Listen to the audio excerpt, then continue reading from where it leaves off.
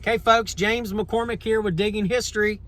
The end of another great day, January the 3rd, 2021. This has been a pretty good day.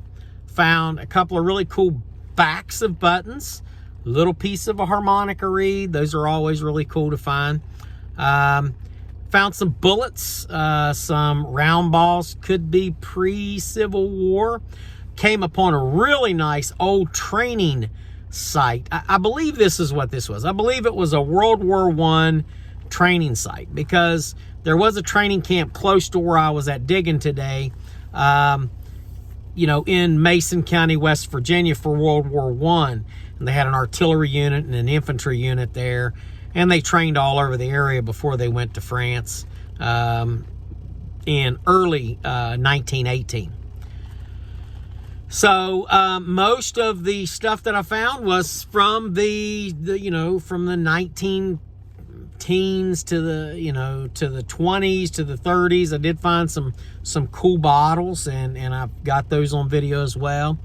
The buttons that I found, the backs of the buttons. Now, one of them is, I'm going to look at it really close, but one of them possibly could be a cuff button from the Civil War era, because as I was looking at it, and it was just too dark, it was getting too dark, I couldn't see anything, but it could be. And if that's the case, then that's pretty cool. If not, then it may be a cuff button from a World War I era, whatever it was a two-piece button. So understand that you'll find the backs of Civil War era buttons like that. You'll find the front will be, mashed off, and I'll look, maybe it's pushed in, when I go in there and clean it up, it's the dark. I mean, it was dark like jungle dark, like Panama, in the middle of the Panama jungle dark. Whenever I went to jungle school, it was like so dark. They say, you want to know how dark it is? I'll tell you how dark it was. It was so dark, I had night vision goggles, the old PVS 7s. I don't know what they got. Probably got PVS 35s now. Who knows? I'm so old. But these old night vision goggles, I was sitting there with a pair on and talking to a friend of mine. And we were sitting beside the Chagres River. And it was like, he got up and moved. And I'm sitting there talking to nothing. He's like, oh, I'm over here. And he couldn't see me either.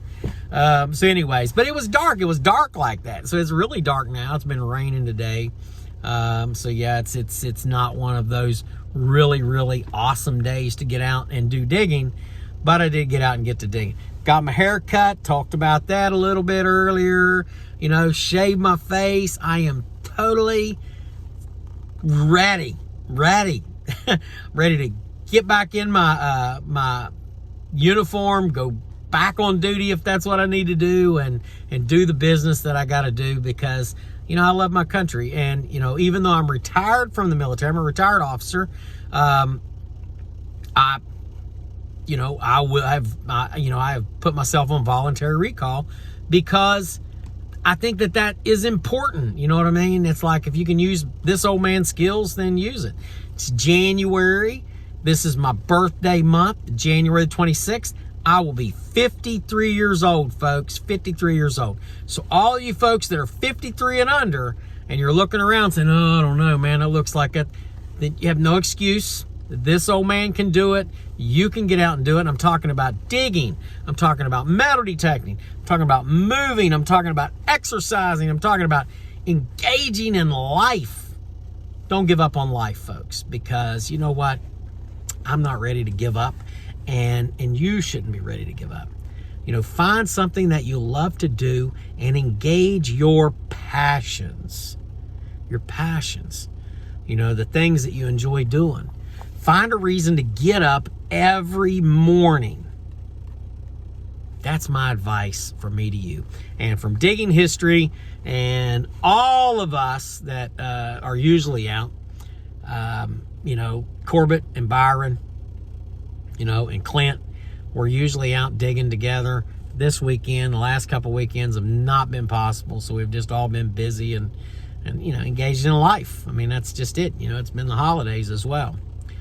But I promise you, we're going to get back out. We're going to go and we're going to find some more cool Civil War stuff, and hopefully find some more really cool coins, and who knows, I found a lot of iron today too, so there's a lot of iron that's going to be turned into something, and I'm excited to see that, once all of that gets melted down, and I was was being taught this by a blacksmith, and she's with me in the Military Order of the Purple Heart, Kristen Beck, and she was telling me about how you can melt all this down, and even underneath all of the rust and all of the old stuff, that there's metal in there, and that you can take that old iron that just looks like junk, and you can turn it into something really cool and beautiful.